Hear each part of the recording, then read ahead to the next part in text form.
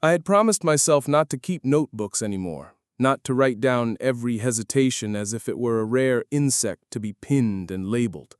But that night the mind did its own cataloging, filing moments under unfinished, under unresolved, under still breathing. I told myself I would not prepare speeches, and yet I caught myself rehearsing in the mirror of the kitchen window while rinsing dishes, caught myself making arguments to the ghost of her absence. The house was too clean, the refrigerator hummed like an uninvited guest, and when I tried to sleep, the bed carried the memory of weight that was no longer there. The morning came gray, the kind of gray that does not commit to rain or light. I made coffee, though the taste no longer convinced me of mornings. I read the headlines, but each word dissolved into the same sentence. You still have to face her. I walked through the rooms like a stranger, checking for something left behind, as if she might return for a forgotten scarf, a book with her handwriting in the margins. Nothing. Only echoes. Later, I drove past the old corner where we once argued about the right turn and ended up laughing because we were both wrong. I slowed down there, though no one was crossing, and felt the strange tug of nostalgia, not the sweet kind, but the kind that stings like smoke in the eyes. Every place we had touched was still breathing her name, even the spaces in between. That afternoon, I opened a drawer and found the seed packet, the one we bought years ago and never planted. Wildflowers, the picture said, a careless meadow in a hand-sized envelope. I held it the way a person holds an unopened letter from someone they cannot call anymore. My first instinct was to throw it out, to burn it with the rest of the paper debris I could not stomach. Instead, I put it in my jacket pocket, a weight so light it felt dishonest. I went for a walk down the long road by the railway, where the cottonwoods bow like old ushers and the gravel shifts underfoot with a sound like someone clearing their throat. The sky was wide open, the wind restless, and I kept thinking about her voice. Not the last one, sharp and final, but the earlier one, the voice that carried questions like lanterns. I could not decide whether I missed her or only missed the version of myself who believed in the permanence of her presence. At the small park near the river, I sat on the blue bench someone had vandalized with the words, "Be kind, you cowards." My hand traced the carving, and I thought about instructions we never followed, warnings we laughed at, promises we postponed. The river moved the way time moves, steadily, indifferently, without waiting for consent. I stayed there until the sun began to lower, a reluctant coin sliding into the slot of evening. And it was then, as shadows lengthened and the air thickened with the smell of cut brass, that I decided. I would meet her tomorrow. Not for answers I already feared, not for apologies that might not arrive, but because silence had grown into a wall I could no longer climb alone. I stood, dusted the grit from my hands, and felt the seed packet pressing against my side like a dare. Tomorrow would ask more of me than I wanted to give, but tomorrow was coming, and there was no drawer deep enough to hide it. The morning carried its own weight, heavier than the night before. I woke before the alarm, though I had set 3, each one a small insurance policy against cowardice. The house was quiet in that strange way where silence seems to lean forward, waiting for you to speak first. I moved through the kitchen as if it were a courtroom, every object a witness, the chipped mug, the pan with its stubborn stain, the chair that once held her cardigan like an absent guest. I made coffee again, though the ritual felt hollow. I stared at the steam rising from the cup and thought of all the times she used to steal the first sip, smiling at her own theft as though it were a ceremony we both believed in. I left the cup untouched, a relic of a faith no longer practiced. Driving felt like crossing enemy lines. Each street was a memory, ambushing me without warning. The gas station, where she once danced in the rain because the radio had played our song. The grocery store, where we argued about brands of cereal like it mattered. like permanence could be built on small choices. The world had turned into a museum curated against me, every exhibit a reminder of what I had lost. I chose the long road toward the lake, the one that avoids the new stores, the chain restaurants, the reminders that life moves on even when you don't. The cottonwoods bent with the wind, bowing as if to say, "Be humble, this is bigger than you." Gravel shifted beneath my tires with a sound like a question you don't want to answer. I parked where we used to park, back when time was something we wasted without guilt. The bait shop was still there, its peeling pelican logo unchanged, the same open sign that never closed, like a stubborn truth refusing to leave. My hands hesitated on the steering wheel, unwilling to let go, unwilling to begin what I had promised myself. She was already there, sitting on the wooden rail by the boardwalk, her ankles crossed neatly, her scarf tucked into her coat like a decision she had already made. The sight of her pulled something loose in my chest, something I had nailed down and told myself would stay. She turned, saw me, and offered a smile. Not wide, not careless, but careful, like someone testing whether a bridge could still hold weight. "I almost left twice," she said when I finally stood in front of her. Her voice was lighter than I remembered, but also brittle, as if it had splintered recently. "The wind is busy today." "I'm glad you didn't," though the words came out flatter than I meant. We walked the boardwalk side by side, not touching, not rushing.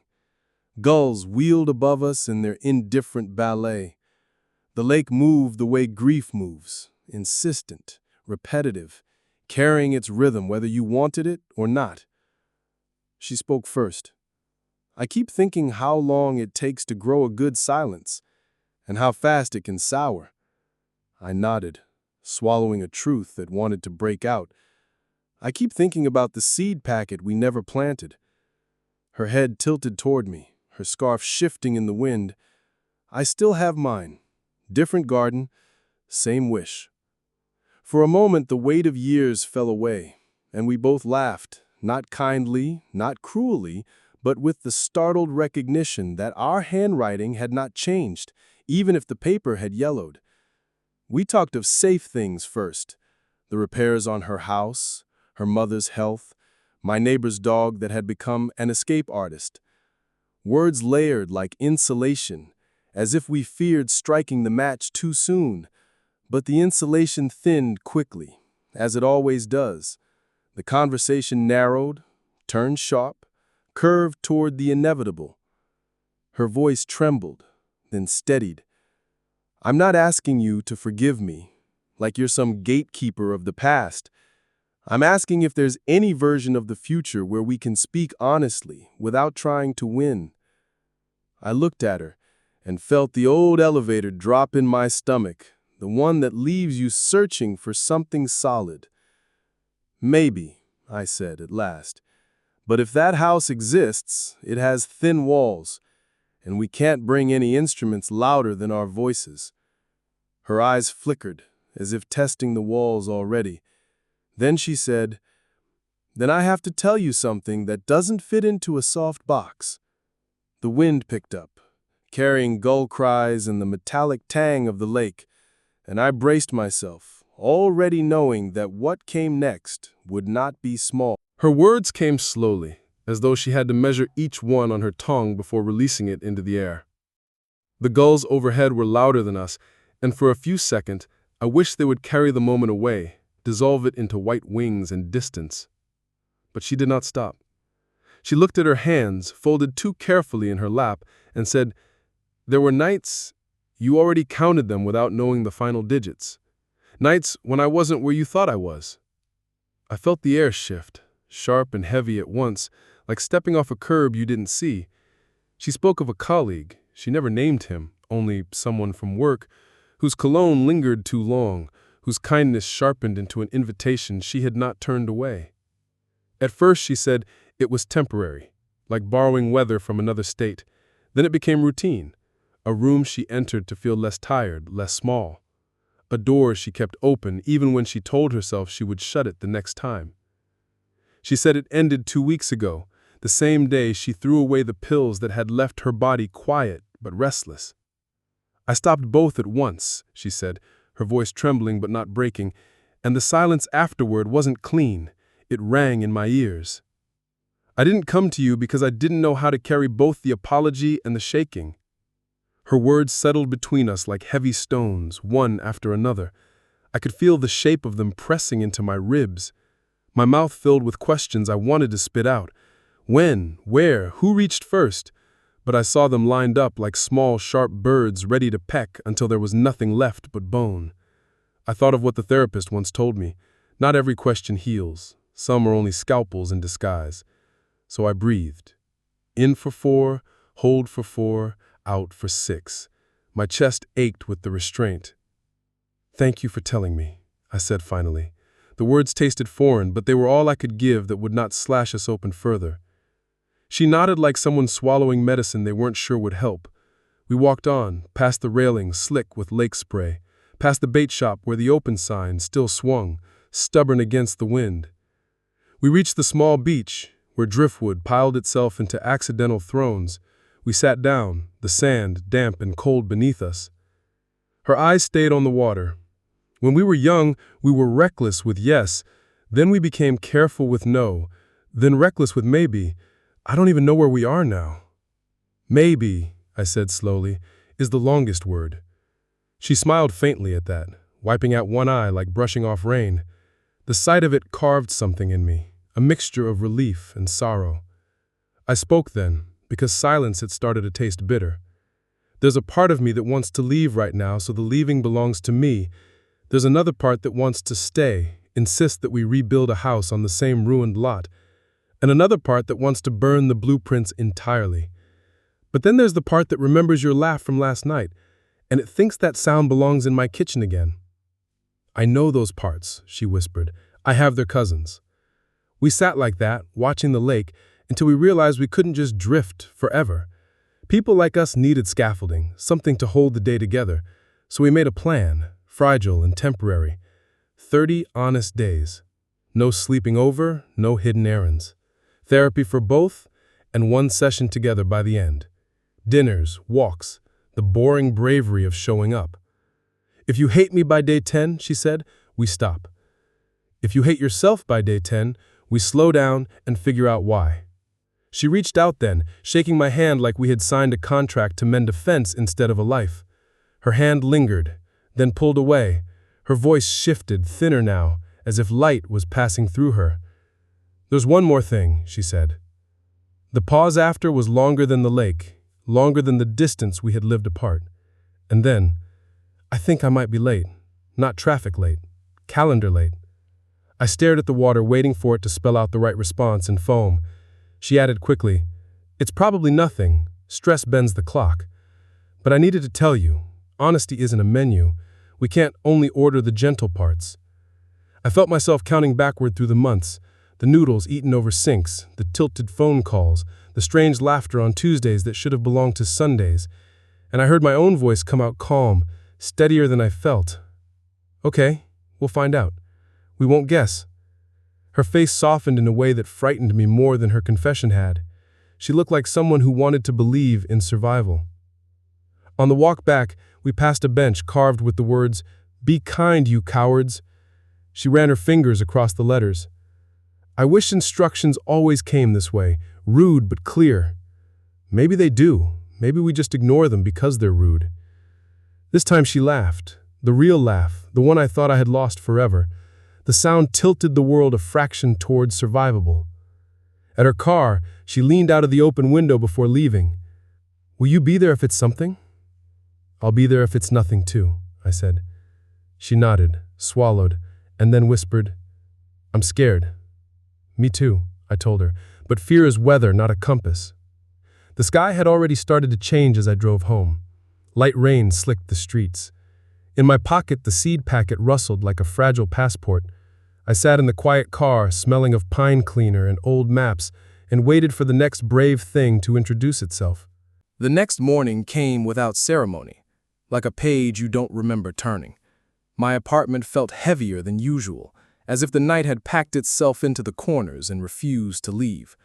I stood by the kitchen window, staring at the unopened packet of seeds I had carried home the night before.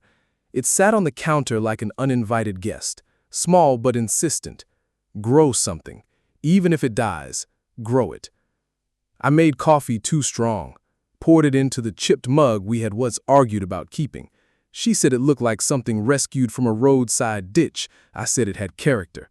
Now, holding it, I couldn't decide if it was proof of endurance or just proof of my reluctance to let things go.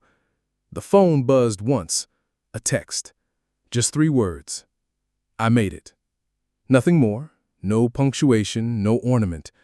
She had reached work, or maybe just reached the other side of the night. Either way, it felt like news worth receiving. I typed back slowly. Good. Day 1. Then I deleted it, rewrote it as good, 1 step. Deleted that too. Finally, I sent nothing. Sometimes silence is the truest language.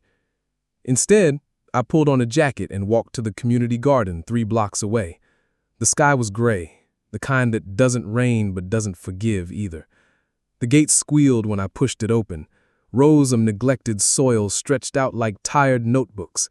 A few early risers knelt in the dirt, coaxing green from the ground. I found an empty plot and stood there for a long while, imagining what might fit. Tomatoes, maybe, or flowers that didn't apologize for their brightness. I pressed the seed packet between my palms like a prayer. It felt absurd to think planting could repair betrayal, but absurdity sometimes contains its own instructions. Back home, I wrote in a notebook I hadn't touched in months. Day 1, she confessed. I didn't leave. We made a plan. Fear remains, but fear is not permanent. I stared at the list, then added one more line. Water the soil, not the doubt. The hours passed strangely. Work emails blurred together, meals tasted thin.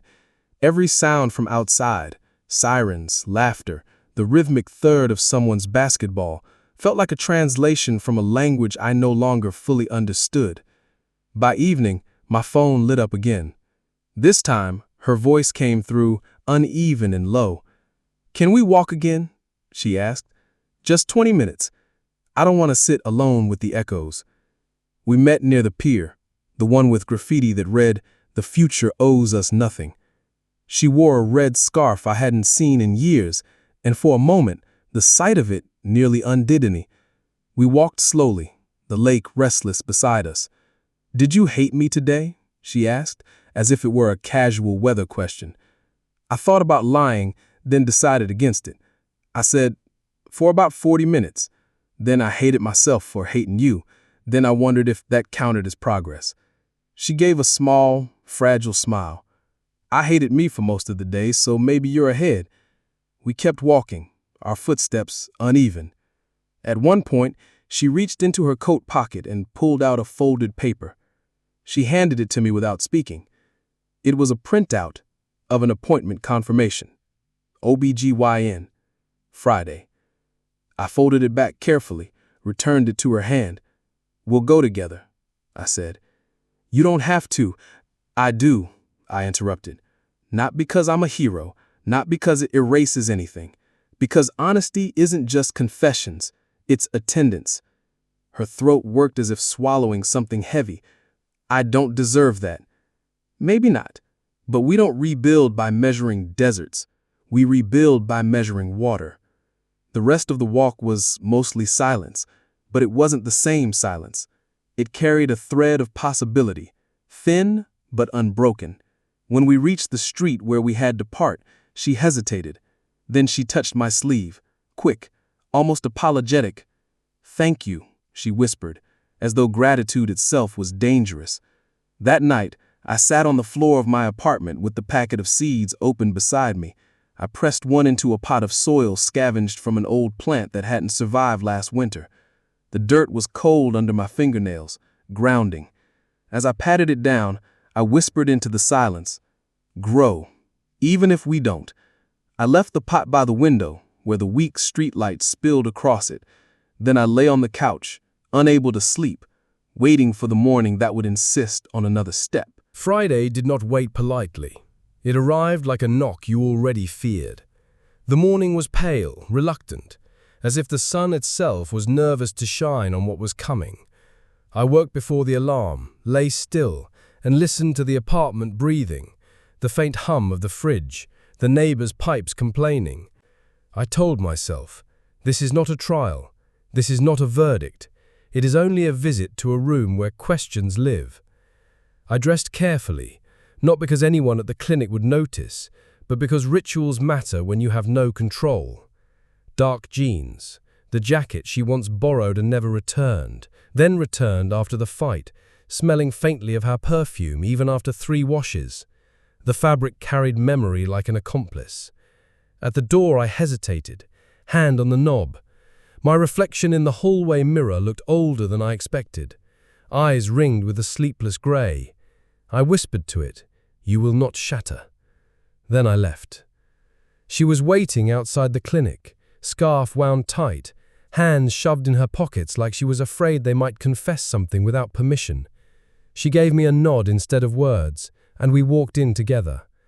The receptionist asked for her name, her date of birth, and typed with a distracted clatter. We sat in plastic chairs that tried to imitate comfort but failed. The air smelled of antiseptic and wilted magazines. A woman across from us bounced a toddler on her knee, humming quietly. Every sound felt amplified, the cough from down the hall, the squeak of rubber soles, the faint buzz of fluorescent lights. Time became syrup. She leaned toward me, whispered, "You don't have to stay for all of it." I turned my head, looked directly at her. "You will not shatter." Then I left. At the door I hesitated. I dressed carefully, not because anyone at the clinic would notice, but because rituals matter when you have no control. Dark jeans, the jacket she once borrowed and never returned, then returned after the fight, smelling faintly of her perfume even after 3 washes. The fabric carried memory like an accomplice. After what felt like an entire season, the door opened. She stepped out, pale but composed, holding a thin paper bag. She avoided my eyes until we were back in the parking lot. "It's too early to know anything," she said, voice flat.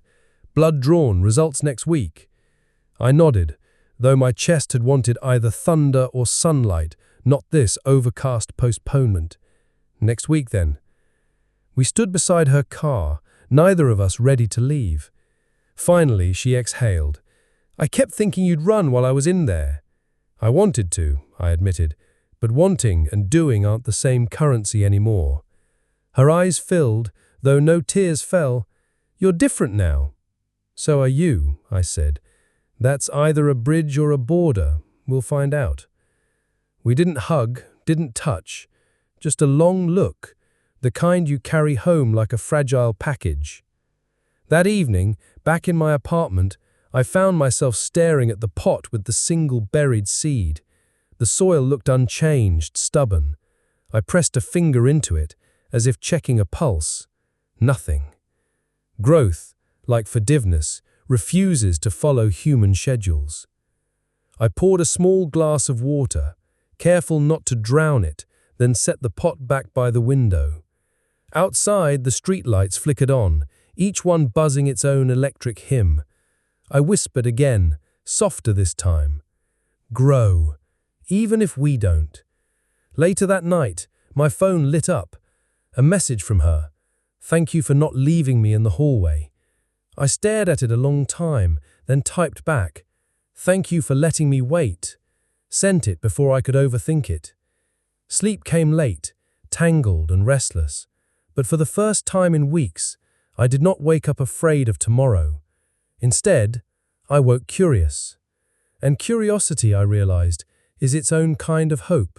The week did not move forward so much as circle the same block, pausing at the same corners, peering down the same alleys, every day a careful copy of the one before, with a smudge in a new place. I kept the notebook open on the counter and wrote the smallest facts as if they could pin the larger ones in place. Woke at 6:10, watered the seed, answered 3 emails without saying yes or no, walked the long road by the river, and listened to the cottonwoods rehearse the same old bow.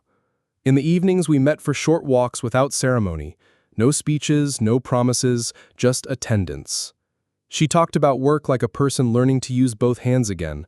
I talked about the neighbor's dog who had found yet another breach in the fence, and under the small talk a careful current ran, honest enough not to drown us, weak enough not to sweep us away. On Tuesday, she sent a photo of her kitchen table with a calendar she had drawn by hand, the squares imperfect, the numbers patient, therapy on Thursday circled in green, call mom written in the margin like a vow. Below it, a line I recognized from the counselor years ago, say it before it is suspicious. I texted back a picture of my windowsill, the small brown surface where the soil looked the same as yesterday and the day before, a brave lie of stillness. I wrote, "Sometimes growth is busy where we can't see it." She sent back a dot, then another, then I hope so. On Wednesday we argued about nothing that meant everything, a sentence that landed wrong, a pause that sounded like a door. We stood on opposite sides of a simple question and watched it grow antlers. I felt the old heat rise, the courtroom in my throat unlocking its doors, but instead of opening them, I said the thing that counselor told us to try. "What did you hear me say that I didn't mean?" She blinked, surprised, as if someone had changed the choreography without warning. She exhaled and said, "I heard you say I can't be trusted with a grocery list, which is not a list problem, it is a me problem." I shook my head, the anger draining like rain through a grate, and I said, "I meant, I am scared of surprises now, even small ones, and I need to practice with small ones until the big ones stop chasing me." We stood there with the terrible humility of people who would rather be clever than clear and chose clear anyway. We ended the night with tea and silence that sat upright and did not fall on us. The notebook received, slept badly, tried again, and it felt like progress. On Thursday I took the long way home and stopped by the pharmacy without telling her. Not to play savior, not to collect points, but because waiting without evidence had started to scratch the inside of my chest. The clerk recognized the look and did not ask questions. The receipt had numbers I did not understand. I folded it into the notebook like a leaf for later. Outside, the wind put its hand on my shoulder and said, "Keep moving," so I did. At home, the seed pot looked the same until I crouched and tilted it toward the light and saw the smallest green blade split the surface like a soft nail. Almost nothing, completely undeniable. I laughed once, a sound as startled as it was grateful. I did not text her yet. I wanted to keep one good thing unannounced for an hour, like a secret I would not have to hide. On Friday afternoon, the call came the way important calls always do, when your hands are wet and your mind is in another room. I wiped my palms on a towel already too damp and answered. The nurse's voice had the practiced kindness of people who hold other people's weather. She asked to confirm my name and then did not use it again. She said the numbers pointed one way, the timing another, that in combination they were confident, not absolute but confident. She said congratulations, and I felt the word fall into the room like an heirloom I was not ready to inherit. I thanked her for carrying the sentences correctly. I wrote the time down in the notebook because it felt wrong to put nothing there. Then I stood very still until the quiet stopped echoing. We met by the pier without scheduling it, two people pulled by the same string. She saw my face and didn't ask. She already knew, or maybe the wind told her. She put her hand on the rail like it was a pulse and said, "It's yours, isn't it?" I nodded, not dramatically, just enough to keep the day from pretending otherwise. She covered her mouth with her scarf and looked at the lake the way a person looks at a stove they forgot to turn off, fear and relief burning beside each other. I said, "I don't have a speech, I only have attendance." She said, "I don't have a plan, I only have a willingness." The gulls chose that moment to argue about a crust someone had dropped. It sounded like joy mispronouncing itself. We walked to the small beach where the driftwood builds thrones for people who do not sit, and we stood rather than sit, because sitting felt like a verdict. She said, "I ended it, truly. The other door is bricked. The number is gone, the ladder kicked away." I nodded because nodding was the only currency that did not counterfeit itself. She said, "I don't know how to be the right person for this." I said, "Me neither. Maybe we aim for two decent ones." We made a list in our heads that we later wrote in the notebook with pens that did not run. Weekly check-ins that are short and real. No private chats that want to be doors. Phones left on the counter like ordinary fruit. If something changes, say it before it turns suspicious. When either of us slips, we name it in daylight and decide. No late genius apologies that smell like smoke. We did not pinky swear. We did not pose for the sky. We just stood there and let the cold find our ears. That night, I cooked pasta the way we used to when time was something we spilled without counting. She stood in the doorway with her hands around a glass of water like a person warming her vows. She said, "I thought today would crown me or crush me. Instead, it asked me to show up with a broom." I said floors are where the work is anyway. We ate at the table, not over the sink. The forks made their small rain against the plates, and when she reached for the salt, our fingers touched and did not move away in panic. They stayed, just long enough to tell the room we were still here. Later, when she left for her apartment because the 30 days still had their shape, I watered the seed again, softer than before. The green blade had turned its small head toward the window as if listening. I told it what the nurse had said. I told it what we had decided. I told it the thing I could not yet say to another human without losing my voice. Please live. Then I sat on the floor with my back against the cabinet and read the few lines in the notebook 4 times, the ink refusing to change meaning, the clock doing its stubborn, honest work. And I understood that tomorrow would not reward us with fireworks or punish us with thunder. It would do what good tomorrows do, arrive without trumpets, asking for breakfast, asking for one more plank for the floor we had chosen to lay. On Saturday morning, I woke before the sun and found the plant a fraction taller, which is to say, I found myself a fraction softer. She texted, "Walk?" I wrote, "Yes." We met by the bait shop with the peeling pelican that refuses to molt, the open sign still swinging like a stubborn truth. We walked without drama. We counted the herons, we named the clouds like children who do not yet know the rules. And when we reached the blue bench with its rude instruction, "Be kind, you cowards," she touched the letters with her glove and smiled in a way I had not seen since the old years, a private smile that did not ask permission. And I realized that survival has its own grammar, present tense, first person plural, no exclamation marks, only commas, so the sentence can keep breathing. That evening, alone again by choice and by agreement, I cleaned the pan that always claims it cannot be cleaned. I put the mug with character on the shelf where I can reach it in the morning. I turned off lights like signing my name at the end of a page. And just before sleep, I wrote one more quiet line. If we are lucky, the work will feel like work and not like war. I closed the notebook and let the apartment breathe. And in that shared, ordinary air the week finally moved, not forward, not back, but into us, which is the only direction that ever mattered. The days that followed did not open like clean doors. They creaked. They leaned on their hinges. They asked for small repairs before letting us through. I kept the notebook on the kitchen table now, instead of hiding it on the counter, and the pages began to feel less like evidence and more like witnesses, quiet ones, lined ones, ready to hold what we could not carry in our throats. Each morning I wrote the time I woke, the color of the light at the window, the state of the small plant which now stood on 2 leaves like a child balancing on uncertain feet. When she visited, she touched the rim of the pot, as if the soil itself could confirm the news better than my words ever could. Sometimes she smiled at it. Sometimes she whispered nothing in particular, but the plant tilted as if listening, and that was enough. On Monday, we tried what the counselor once called parallel presence. We worked in the same room without speaking, she typing on her laptop, me filling the notebook with errands and fragments, both of us moving like 2 instruments, tuning side by side. At noon, she asked if I was hungry, and I realized hours had passed without the old itch to translate her silence into accusation.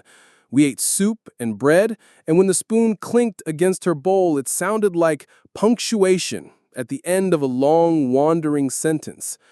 Tuesday arrived with rain that could not decide if it wanted to be drizzle or downpour. She sent me a picture of her umbrella turned inside out by the wind, captioned simply, "Me." I answered with a photo of the green sprout bending toward the glass, also captioned, "Me." For the first time in months, the joke did not feel like camouflage, but like a window we had managed to keep open. That evening, we talked about practical things, the rent, the bills, whether the car needed new tires, and the ordinariness of the conversation felt like a rare fruit, humble but nourishing. Wednesday brought a crack. A message from a number she no longer owned slipped through some forgotten seam, a ghost ringing one last time. She showed me the phone before I could find it later and make a wound out of it. "It doesn't mean anything," she said, her hand shaking as if to prove the cost of telling me first. I believed her, not because trust had grown overnight, but because she had chosen the hard road of disclosure. We sat on the couch with the phone between us like an animal we did not want to feed. Eventually, she deleted the message while I watched, and when the screen went black, it felt less like erasure and more like planting another seed in soil that had already proven it could surprise us. On Thursday, she cooked.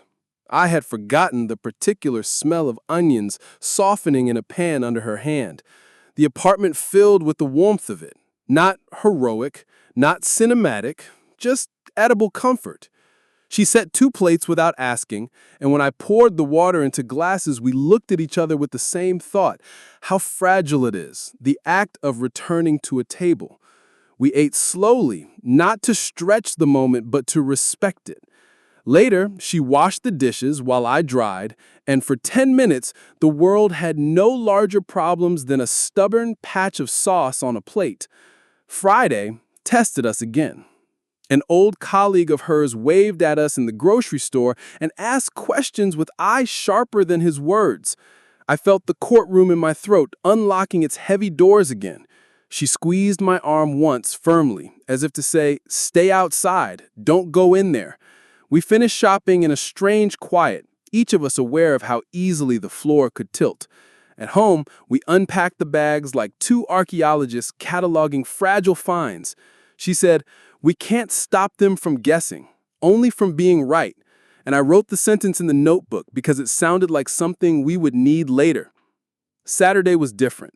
She invited me to her apartment for the first time since the split. The place looked rearranged, lighter, as if she had lifted weights off shelves and corners. A new lamp stood where the old chair used to be. Books were stacked with deliberate gaps, and on the fridge, a calendar with boxes still imperfect but patient. Therapy circled in green again. I realized she was not decorating for me but for herself, and I was grateful to be a guest rather than an inspector. We drank tea and did not rush. When I left, she walked me to the door and touched my shoulder, as if placing a period at the end of a chapter, not the book. Sunday morning, the plant in my kitchen wore 3 leaves now, each small but insistent. I texted her a picture, and she answered with just one word: us. I did not argue. I did not edit. I wrote it in the notebook in her handwriting, because sometimes survival is about borrowing each other's alphabets. That afternoon, we met at the pier again, not because we planned to, but because the week pulled us there. The gulls argued, the lake pretended to be infinite, and we sat on the cold bench with its rude graffiti insisting on kindness. She asked, "Do you think we're ready to stop counting the days?" I said, "Maybe we start counting seasons instead." The evening closed quietly. She returned to her place, I returned to mine, and yet neither of us returned to loneliness. Before sleep, I added one last line to the notebook. We are not healed, but we are healing. We are not whole, but we are not broken in the same place anymore. Then I closed the cover gently, as if the pages themselves needed rest. The apartment breathed, the plant listened, and I let the dark come without fear that it would take more than it gave. Sometimes, survival is not about winning or losing, but about staying, leaf by leaf, word by word, day by day. What would you have done in their place? Tell us in the comments. And subscribe, because we have many more stories like this.